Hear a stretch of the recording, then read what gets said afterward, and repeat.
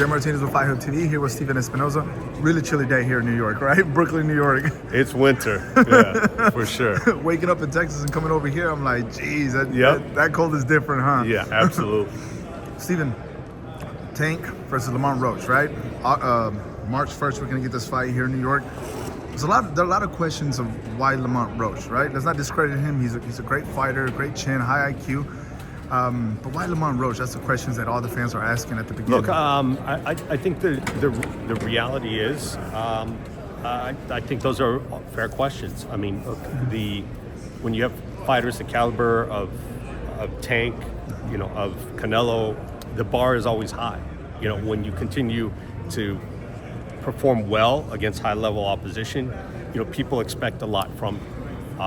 There were preliminary discussions about the Shakur fight, early on, like back early, for 2024 before this was scheduled. Didn't get very far for reasons I won't go into.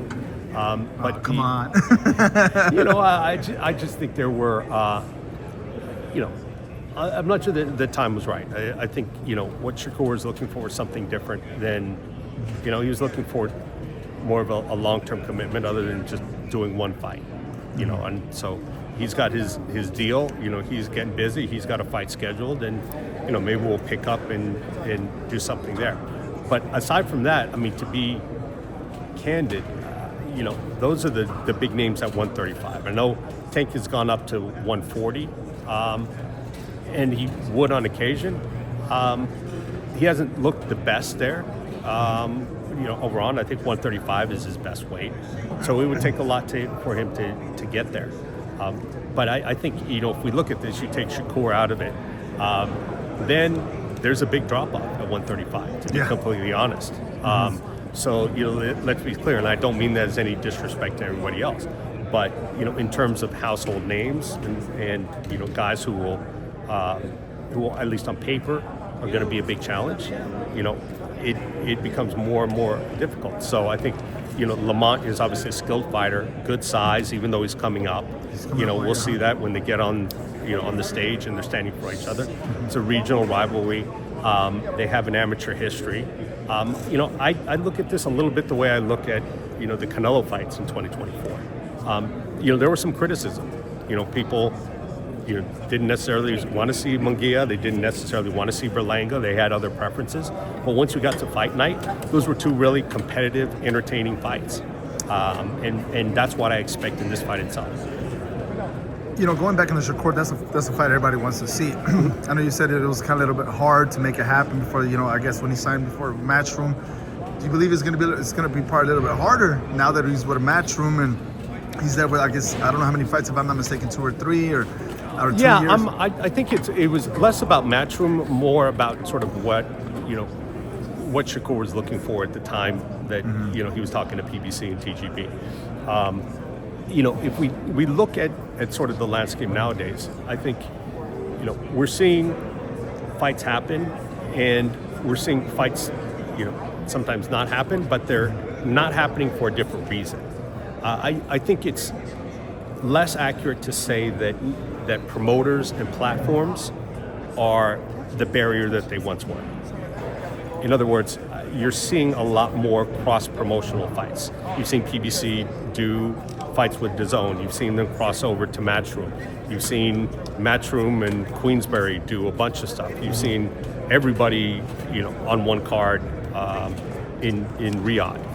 So I think the way the market is now, platforms and promoter separations are less of an issue than they have been in the past. So I think it comes down to, really whether a deal will make. And, you saw that with Boots and Virgil Ortiz. That wasn't anything to do with platforms or promoters. That was just a deal that didn't make, and everybody's pointing fingers. And, I don't think a lot of the public narrative is that accurate, by the way. But, that had nothing to do with promoters and platforms. So I think, the days of there being big obstacles because of promoters and platforms are largely gone. even when the topic was Shakur Stevenson, there were still rumblings of potential fight with Lomachenko. Then obviously Lomachenko said he didn't want to fight the moment. He was probably like talking about retirement. Was there any talks or any discussions with Lomachenko to get that potential fight? Oh, there were definitely discussions, and more than discussions, they were, real offers. And I think you phrased it correctly. It was a pass from Lomachenko. Now, I'm not saying he's ducking or any of those things that people start to say.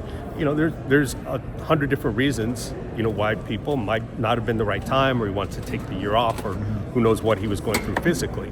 So, but there was. I'm glad you reminded me. There was also that very active attempt to get a Lomachenko fight. So not to say Lamont Roach is a third choice. He's a quality fighter that's going to put in a really tough fight. But the household names that everyone wants to see Tank fight, they were explored before we got to this. Next year, could we see those big fights from Gervonta? Because I know you said like the depth chart in 135 is, and with all due respect, like we said, it's not a lot of household names that we can get. I mean, even the Devin Haney fight could be an option. The rematch with Ryan Garcia. Which of those two fights? Yeah, look, I still love the rematch with Ryan Garcia. Ryan gets through his stuff, and and he's feeling good and back on track with everything. I think that's very possible. Weight will be an issue, but there's a lot of money and a lot of business, a lot of enthusiasm for that fight, a big rivalry, the big event. So I think that's possible. And clearly, and Tank's going to say it, when he gets on the stage, his instructions have been give me the biggest fight possible. So each time we're going to go down the list and start with the big names and try those first. Yeah, there's a lot of big names. A lot of people are very like they have that urgency to see Tank get a fight with the big names. So hopefully next year. Could you say maybe this fight could probably play out almost the same Gervonta fought Frank Martin with Lamont Roach? A lot of people are saying it could go out that same way. Maybe Lamont Roach could last a little bit longer in the ring. Maybe could go all 12. What did your final prediction? Yeah, on that? I mean, look, I've almost stopped doing predictions, because the reality is, no one knows anything until you get in the ring, and we've seen it. Like, virtually everybody thought Devin Haney, especially with all the stuff going around with Ryan Garcia, he was a big favorite for a reason, and putting the PEDs aside, no one expected that fight to play out the way it did, and. I don't think you can chalk it all up to PEDs. There were obviously some strategic things that Ryan did that worked. Not discounting, the PED situation.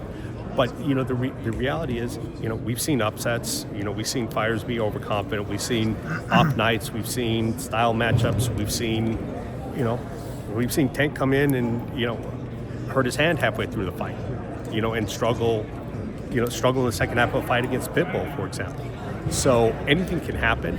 And, I know on paper it's easy to say, like, this guy's, should handle that guy.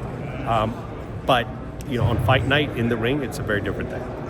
That's 2 questions for me. Are we going to see Canelo probably in the ring again, maybe May? I know there's talk about probably fighting in Tokyo, if I'm not mistaken, or seeing him over there. We're going to see him in May. Who's the potential fighter? I mean, who's the fighter? I know everybody wants to see Benavidez. We're going to see how Benavidez does on February. So he's not injured.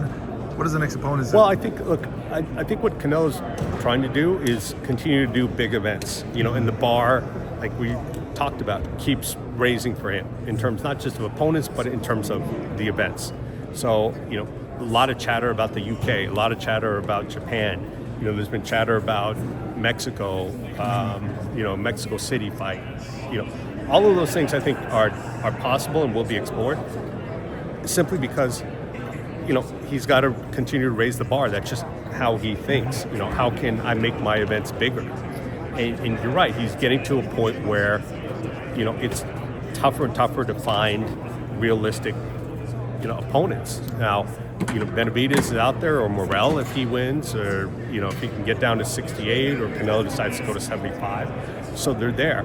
But, the reality is, I think, Canelo's going to try and up the ante however he can, including both opponent and where the fight is. Yeah, it's. I think that's just the only thing left is just Benavidez, right? And Before I let you go, I want to get your prediction. The Usyk Fury rematch is right around the corner. What's your prediction on that fight? We're going to see the same result, or is Fury going to come back and win it? You know, I've consistently underrated Usyk. I probably picked against him several times when I just thought either size or other factors went against him, and he just continues to impress.